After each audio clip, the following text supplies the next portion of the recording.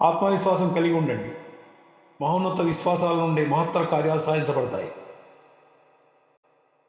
పవిత్రుడు, సాహసోపేతుడైన వ్యక్తే ఘనకార్యాలు సాధించగలడు. లేవండి, ధైర్యంతో సమర్థులై నిలబడండి. మీ భవితకు మీరే విధాతలను గుర్తించండి. అపార విశ్వాసం, అనంత శక్తి, ఇవే విజయ సాధనకు మార్గాలు. మన కష్టాలకు కారణం భయమే. నిర్భయత్వం క్షణాల్లో స్వర్గప్రాప్తం కలిగిస్తుంది. మీరు సింహాలు, మీరు పరిపూర్ణులు, పవిత్రులు, అనంతాత్ములు. విశ్వంలోని శక్తి అంతా మీలోనే ఉంది.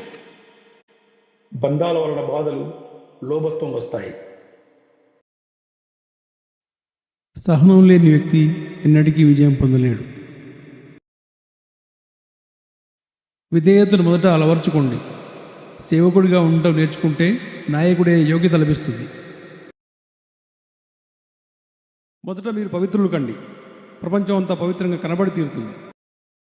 పరిపూర్ణ అంకితభావం, పవిత్రత, అతి సునిశ్చితమైన బుద్ధి, సర్వాన్ని జయించగల సంకల్పం, వీటిని కలిగిన కొద్దిమంది వ్యక్తులు పనిచేసిన యావత్ ప్రపంచంలో పెనుమార్పు సంభవిస్తుంది.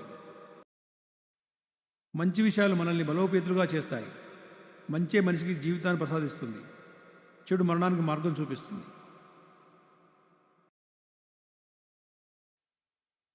మీ శరీరాన్ని కానీ, బుద్ధిని కానీ, ఆధ్యాత్మికతను కానీ నిర్వీర్యం చేసే దేన్నైనా విషయంలా తిరస్కరించండి. శ్రద్ధాభావంతో ఏ పని చేసినా మేలే కలుగుతుంది.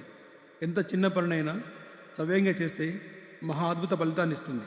కాబట్టి ఎంత చిన్న పనినైనా శ్రద్ధతో చేయాలి. నిరాశ, నిస్పృహ అనేవి ఏమైనా కావచ్చు, కానీ మతం మాత్రం కాదు. ఎల్లప్పుడూ చిరునవ్వుతో, ఆనందంతో ఉండడం అనేది ప్రార్థన కంటే కూడా మరింత దగ్గరగా భగవంతుని సాన్నిధ్యం పొందడానికి దోహదపడుతుంది. ఉపనిషత్తులు అనే పూదోటనంతటిని వెతికి సేకరించిన సత్యాలను ఒకటిగా చేర్చి రచించిన అందమైన పూబంతి భగవద్గీత. సత్యాన్ని త్రికరణ శుద్ధిగా నమ్మితే విజయం తథ్యం. నెమ్మదిగానైనా సరే మనం జయించక తప్పదు. ఈ జీవితం క్షణికం. ప్రాపంచిక భోగాలు అశాశ్వతాలు. ఇతరులకు జీవించేవారే యథార్థంగా జీవిస్తున్నవారు. తక్కినవారు జీవన్మృతులు. దృఢ సంకల్పం, పవిత్ర ఆశయం తప్పక సత్ఫలితాలను ఇస్తాయి. వీటిని ఆయుధాలు గ్రహించిన వారు అన్ని విఘ్నాలను ప్రతిఘటించి నిలవగలుగుతారు. విశ్వాసం, సౌశీల్యం గల వ్యక్తుల చరిత్ర ప్రపంచ చరిత్ర. మనకు కావలసినవి 3: స్పందించే హృదయం, ప్రేమించే మనసు, పనిచేసే చెయ్యి. నీ ప్రతి పనిలోనూ ఆచరణాత్మకతను కనబరచు.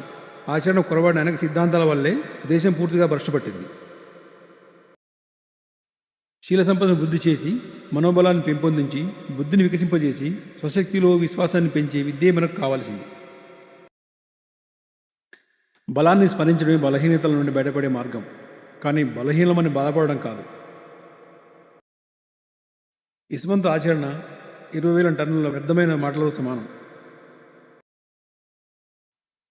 నా ఆశయాన్ని క్లుప్తంగా కొన్ని మాటల్లో చెప్పవచ్చు. అదే మానవ కోటికి వారిలోని దివ్యత్వాన్ని గురించి బోధించి, వారి జీవిత ప్రతి కార్యకలాపంలోనూ ఆ శక్తిని ఎలా అవ్యక్తం చేయాలో ప్రబోధించడమే. మనకు కావాల్సింది శ్రద్ధ. మనిషికి మనిషికి మధ్య తేడా శ్రద్ధలో ఉన్న తారతమ్యమే కానీ వేరేమీ కాదు. ఒక మనిషిని గొప్పవాడుగాను, ఇంకొకరిని బలహీనుడిగాను, అధముడుగాను చేసేది శ్రద్ధే. కాబట్టి ఈ శ్రద్ధ మీలో పాదుకోవాలి. బలమే జీవితం, దౌర్బల్యమే మరణం. బలమే ఆనందం, శాశ్వతం, అమృత జీవితం. దౌర్బల్యం నిరంతర యాతన, దుఃఖం. దౌర్బల్యమే మృత్యువు. ఇది తిరుగులేని నిజం.